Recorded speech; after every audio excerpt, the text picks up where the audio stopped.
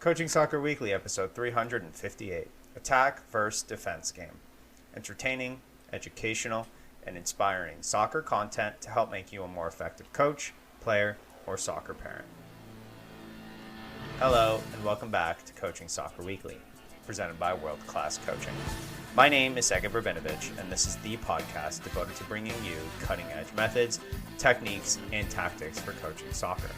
It doesn't matter if you're an experienced coach who has been training teams for many years, or if you're new to coaching and working with a team for the very first time. There's something we can all do to take our coaching to the next level. Welcome back to the show. Let's start and talk about the weekend. I think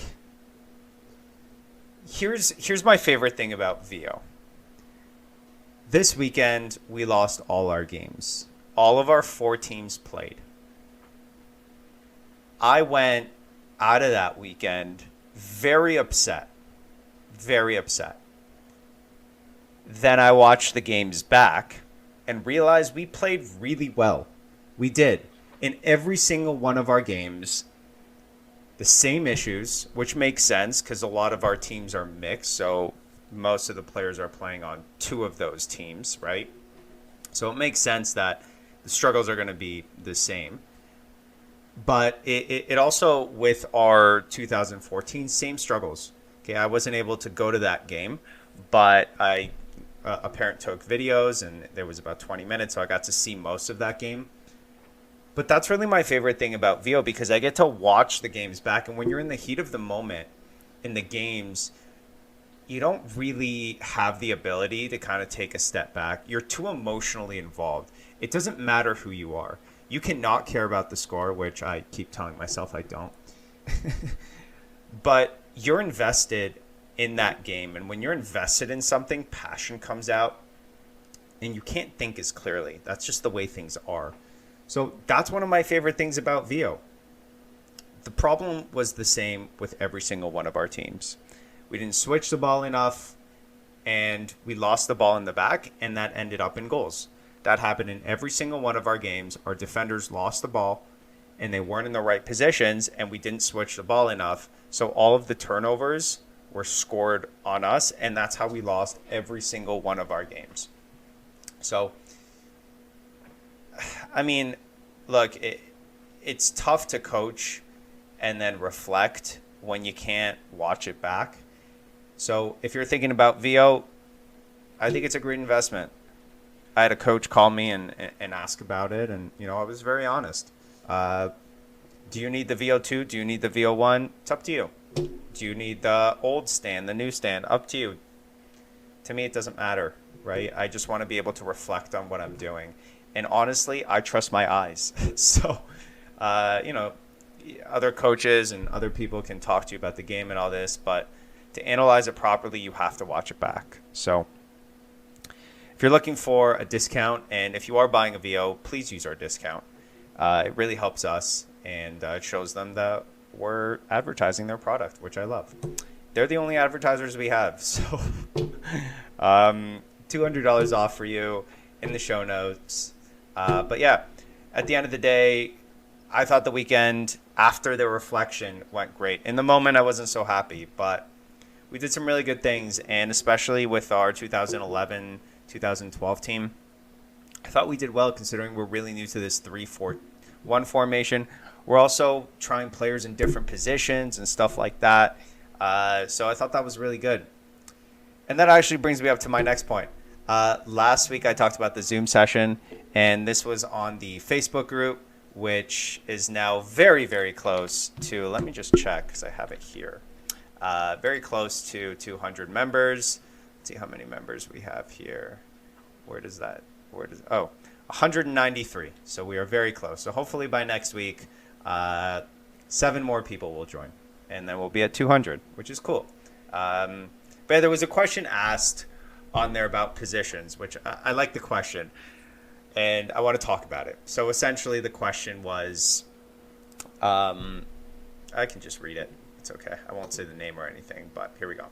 Can we talk about positions at the point? At what point do you start training kids in specific positions? Do you like to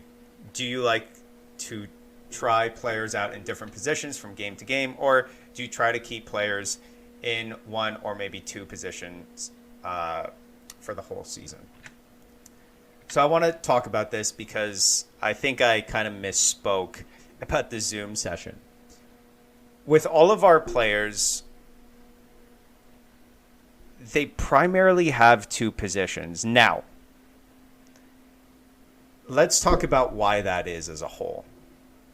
Firstly, the game is supposed to be fun. That's the number one thing for us. You can include fun and development together. So here's what I do personally. Players come in with their favorite position. Every single player, I don't care how old they are, they will tell you, I want to play this, I want to play that. And that's great. That's the primary position of that player for me always. They will always play the position that they want to play. Now, the development point of view is the extra position. So all of our players don't just play one position. We put them in other positions, but they have one primary position because that's the one that they care about. So when we go into the Zoom sessions and I talk about, let's say, Johnny, whose favorite position is a forward, that's what I'll talk to him about most of the time. However, we have obviously players in other positions, and we go in and talk about those positions as well. So everyone kind of hears it. But when I'm doing these Zoom sessions, I like to bring that attention to the player when I'm making a specific point. I think that's really important. Even in our sessions, when I see a player doing it wrong and I make a point, I'll look at them. I'll look at them for a little bit of time. Sometimes I'll single them out. Sometimes I won't. It depends on the player and their personality. Some players don't mind. Some players do, and I know that about the players. So there are certain players that I'll never single out, right? And I think that's important to know your players, to know when it's okay to do so and when it's not okay. But again, back to this position thing. There isn't one position that a player plays. And a player will, for example, I had a player, 2012 player. He's been with me forever, and he primarily plays defense. At halftime, he came up to me and he said, Segev, can I play winger? I said, okay, we'll try you for half of the game at winger. We'll try you there. So here's what I did. For that second half, for the first part, he played defense. For the second part, he played winger. Now, the next day, he had another game. The full time he played as a winger, because that's where he wanted to play. So I put him in for that whole game there, right? Because I come in to the game with a plan. In my head, I know exactly which player is going to play where. So I already have a plan going in. So when a player says, I want to play a different position, that's great. I usually try and get them in there for that game. And then I'll really try for the next game or the next 3-4 games to put them in that position a lot more often. And that's what happened with me. I was a forward growing up. I only wanted to play forward. You put me in any other position, I didn't really care. I never wanted to defend the ball. I never did, which is probably why I never became a pro or played at a ridiculously high level. I just wanted to play forward as a kid. I scored lots of goals. I was great at it. And then as I got older, I really started to love the idea of passing more. So I asked my coach to move me to midfield, and that's where I ended my career as a center midfielder, as a defensive midfielder, as an attacking midfielder, really playing in the center and controlling the game. So for me, I can 100% relate to a kid coming up to me and not wanting to play defense or not wanting to play winger. And maybe I'll put them in for 3-4 minutes for a game in a position that they don't want to play, right? And when I do that, I tell them, listen, this is for the team. Okay, I need you to play in this position just to help the team out for now. So I say that. And that's usually just another kind of way that I can get an extra development for them in a different position. Sometimes I just want them to see the field in a different position. But players have a primary position. Let's be honest about that. And that's not a bad thing. If a player wants to play in one position, put them there. That's okay. And then from time to time, switch them. That's how I feel. Now, I do have players that play everywhere. Okay? Those are players that don't care. I will ask them Do you want to play any? They'll say, I don't care. So I'll put them in different position. And those are the players that don't have primary positions. And that's great because those players I can really develop in a lot of different positions. We had a player, he played in our game on Saturday. He played defense, center mid, winger, and forward. All the positions except for goalkeeper. Every single one, he played that game. And I would love to do that with every player. I would love to do that. But in reality, keeping the fun is the most important part, along with adding development. So hopefully that clears up some questions about that. I don't know if you agree or not. You can go on Facebook and tell me you don't agree, which is fair. You know, everyone's entitled to an opinion. That's great. Yeah, so happy about the weekend. Not at first, but after reflecting on it, I know exactly what we need to work on. And that's really what this show is about this week. I'm really going to dive deep into what I spoke about last week, but now I've had a full week of doing that session, and I've amplified that session to something that I think is incredible. So let's get into attack versus defense. So I think it's really important, first of all, when I talk about certain activities in the podcast, I really like to give credit to the people that I found it from. So that's why you hear me talk a lot about Andy, because in the 1v1s, 2v2s, 4v4s, that's really Andy for me. That's the source.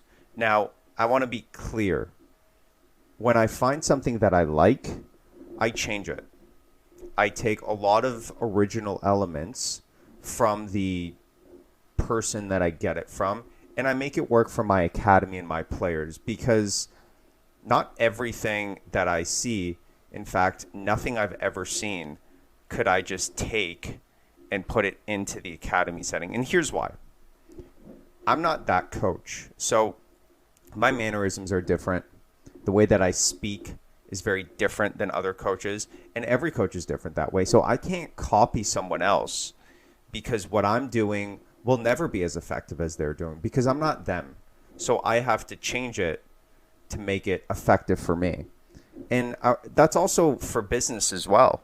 You know, when I do a lot of research on business, marketing, stuff like that, there's a lot of similarities in, you know, for example, marketing and the way you do finances and all that. But there's little differences that you have to make in business as well when you own a business. So it's something that I'm used to, kind of changing it a little bit. But I still think you have to give credit where credit is due. I've always believed that.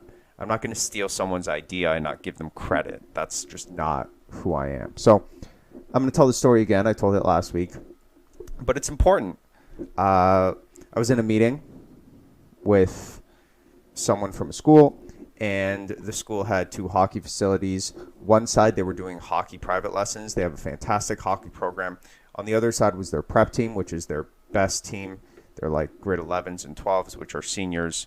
And it's been a while since it goes freshmen, sophomore, juniors and seniors, right? Yeah, juniors and seniors. It's been a while since I was in the States. So in Canada, we use a different system. You know, we just talk about grades, like numbers. So grade 11 and 12 are last. And then for university, you're either first year, second year, third year, or fourth year, or you're in your graduate program. So it's a little bit different. Anyway, so I went in and before I was waiting for the meeting, I was standing up watching this hockey practice. And what he was focusing on, in my opinion, which ended up being completely wrong, by the way, that's not what he was focusing on, but that's what I took from it, was transition, he was focusing on transition, but what I got from it was during that transition, going from a small shape to a big space, right, to a big shape, right, and he talked about something in hockey called the umbrella formation and stuff, and I'm not going to get into that. But the reason I love hockey so much when it comes to soccer and talking about something like a power play, which is where the umbrella formation is in a power play. Anyway, I really like it because the game is really quick. And there has to be a lot of transitions within hockey. There's always something transitioning, right? You're going into their zone. You lost the puck. You got the puck. And you got to adjust to it. Hockey, in my opinion, is just a game of transition. So when you're watching other sports, you have to kind of think about what is the part of the sport that I like. For example, same thing with basketball, right? In basketball, it's, in my opinion, it's about pace of the game, right? So you can choose to play quick, right? And right out of the bat with speed and a counterattack, or you can take your time, you know, that slow dribble to half and then having your team set up and then taking it slow. It's really a game of different pace. So again, just different sports offer different things. And if you can understand that, I think that really helps you in bringing it back to the part of soccer, which is important. So let's talk about it. So essentially the way he had it was the opposing team, there was one player. They would pass the ball to the two players on the attacking team, which were the two defenders. The defenders would start small. They would get it. They would get big. One defender would pass it to the other defender, who would pass it to the winger. Then the winger would reset to the defender, other defender to the other winger. So they're switching the puck, and then they would attack. So I spoke to him after, and I really loved it. So this past week, that's all I've been doing. And I spoke about this last week, but now I've had a full week to do this. And things have changed. It's one of the best things I've ever done, and I'll tell you why in a second. I obviously changed it a lot since we started. And yeah, let's talk about kind of the evolution of it. The evolution of it started with the idea of let's focus on transition. Okay. So the way that we do that is I have defense and midfield versus attacking line. So for us, let's talk about the 2014s, the 7v7, but this can be any age group. We have two defenders, three midfielders, and a goalkeeper. That's the attacking team. And then the defending team is the players that press. So usually the forward would press and the two wingers would press depending on the team we're playing against. So I want three players pressing the ball. That's really what I want. The center midfield you could have as well. That's something that I've added. And the defenders don't press, so there's no reason to do that. So we start out with, and the dimensions don't matter. I want to be clear. They don't matter because it depends on your team. It depends how good they are. What space do you really need them to understand the space? So make it bigger to give them that space. Do you really want to focus on speed of play? Make it smaller so they have to make quicker decisions. Space doesn't matter in an explanation. You got to take that idea and put it into what works for your team, what your team is working on. So the defending team starts with the ball. The way that I lined this up was I had 2 goals for the blue team, which is the defending team. And then for our team, it was 1 goal that we're defending. So we're defending our goal, and we're trying to attack against 2 goals. Those 2 goals are spread out depending on who I want the eventual outlet pass to be. So if I want it to be the wingers that eventually get the ball, I'll put the 2 nets very wide. If I want it to be the forward, I'll put it there. If we're working with the 9v9 team, then I could want the ball passed to the half space for the wingers to make a run. So that's how I choose where the nets are. Now, the blue team, the defending team, they're standing on 3 or 4, depending on how many defenders you have, pancakes. Pancakes are those flat cones. Okay. I have 1 pancake on the right side, 1 pancake in the middle as my forward, and then another pancake on the left side. The way we started out was simple. Ball started with the center forward. I told him to take a shot. And then I worked on transition. How do we go from not having the ball to then having the ball, right? Small and then getting big. That was great. That was fine. Fantastic. But it continued to evolve. And here's what it evolved to, and this is something that I've been looking for forever. I have done really well with the attacking part of the game. Very rarely have we worked on team defending concepts. We've worked on individual defending. We've worked on 2v2 defending. We've worked on 4v4 defending. But other than that, and you can argue that 4v4 translates into that as well, that team concept of defending. But as a full team, to actually work on defending is something that I've really struggled to find something that I like to do, something that I think is effective. So for me, I started to notice that start part of it. When the whistle blew after each team scored, they would reset. Then we would talk about, okay, let's get small. That was the center midfield's job. Talk to your players. Tell them to get small. Talk to your wingers. Tell them to get small.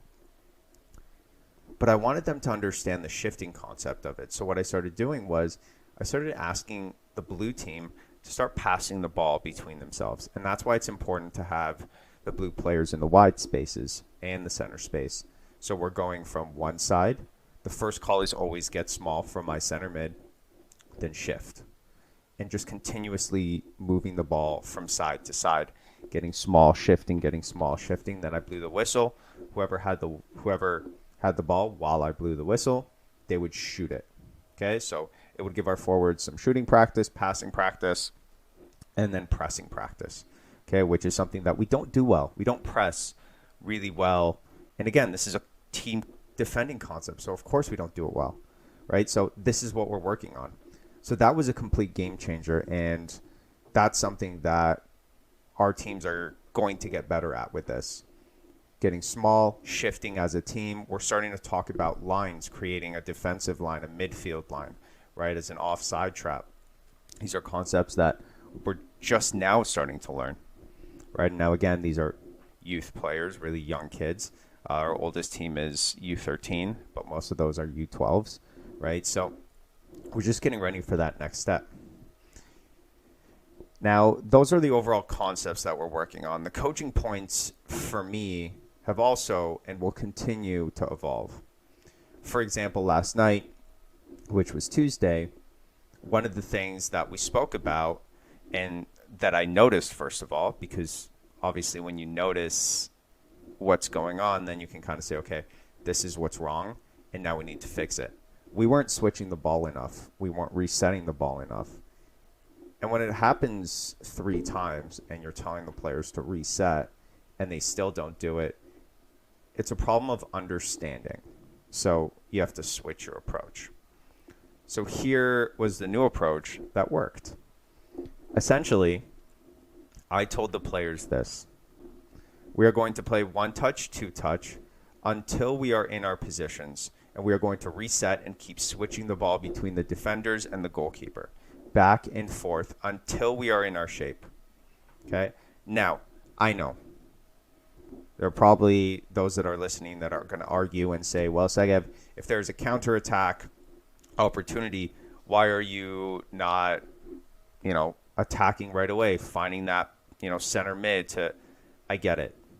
But we have to understand, in my opinion, the concept of getting into our positions, because that's the most important part for me when it comes to positional play. We have to be in positions that are going to be effective.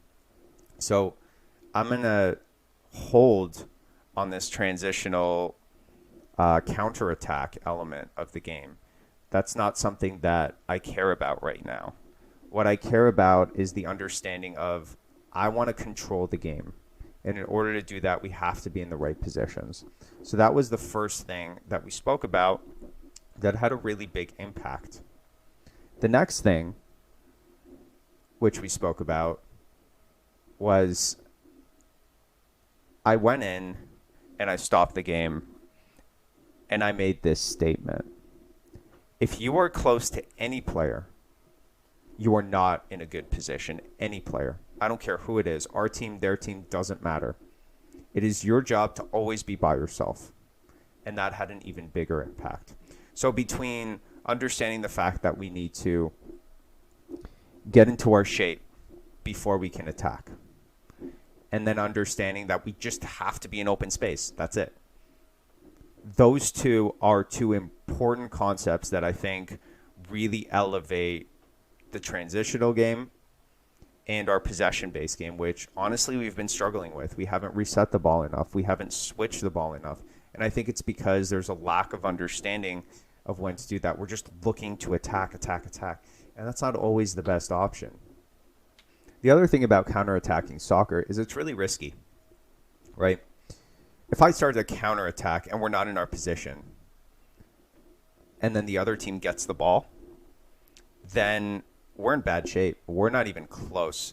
If our defenders aren't in the right spot, if our center mid isn't in the right spot, we can't stop their attack once we lose the ball in a counterattack.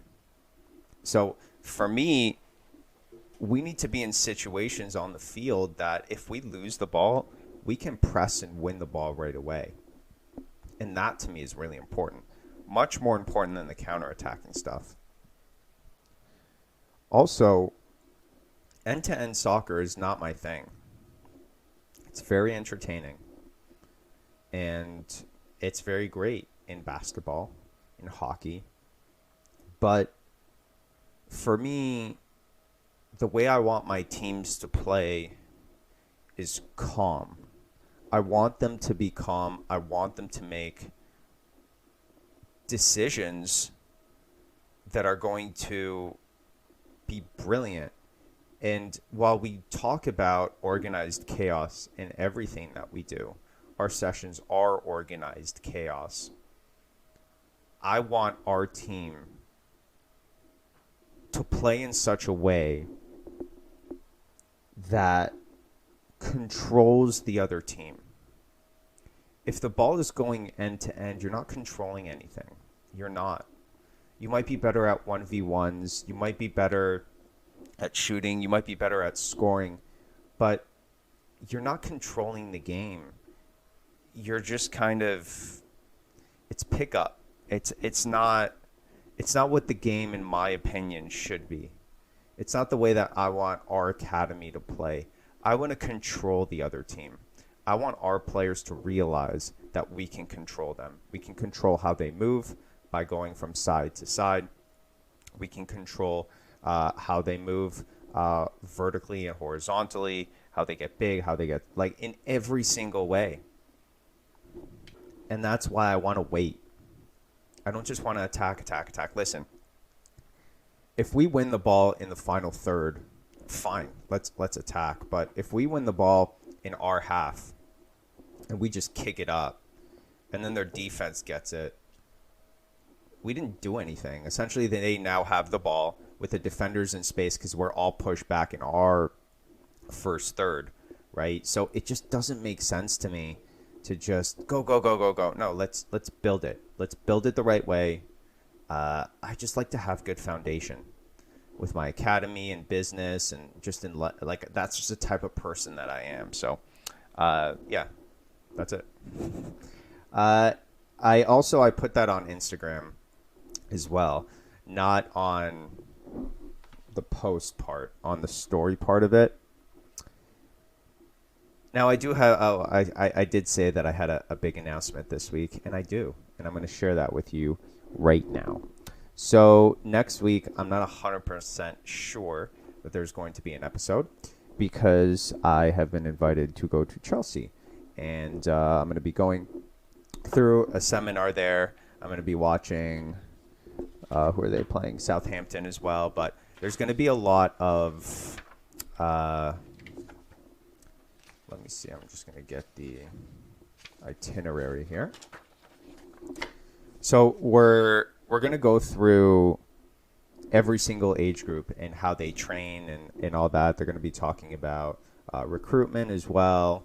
We're going to be watching their U18 play against Arsenal, then their first team against Southampton. Uh, I'm really excited for this. The trip will go on Thursday, so depending on how the rest of the week goes, that's going to depend on if I end up having a podcast or not. Now, I'm going to make this announcement. Do with it what you want. I am not allowed to take pictures. I am not allowed to take videos. None of that. But what I will try and do is I'll try and summarize the days when I get back to the hotel, because I'll need Wi-Fi, obviously. So if you want that, you don't have to at all. You can follow me on my Instagram, because I'll post stories at the end of the day. I'll try. I will do my best. I don't know how tired I'll be. Jet lag, I don't know. I will do my best. And if you want, you can unfollow me after. It doesn't bother me. This is just something that I think would be cool. If someone was going to a professional team, I would want to watch that as much as I could. I would love to watch summary of what was going on. So if you want to follow me on Instagram, Gladiator Soccer Academy, you can just look that up and follow, and then I'll try and do my best there. Thanks for listening to another episode of Coaching Soccer Weekly. I have to apologize for the audio. I'm trying my best, but it seems like this is just not a good mic, and the mics are very expensive to get. So that's something that I am working on and I am aware of. But again, I will do my best.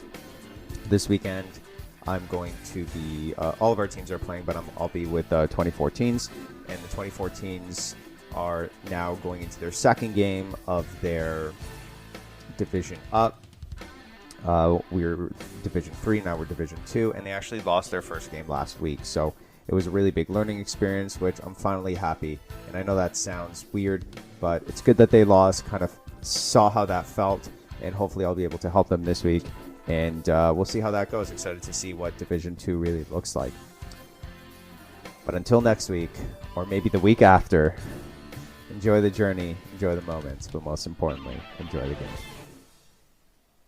Coaching Soccer Weekly is a production of World Class Coaching. All rights reserved. Hey, thanks for watching all the way to the end. And you can check out more of our videos right here. And if you haven't done so already, I would really appreciate it if you'd hit the like button and the subscribe button.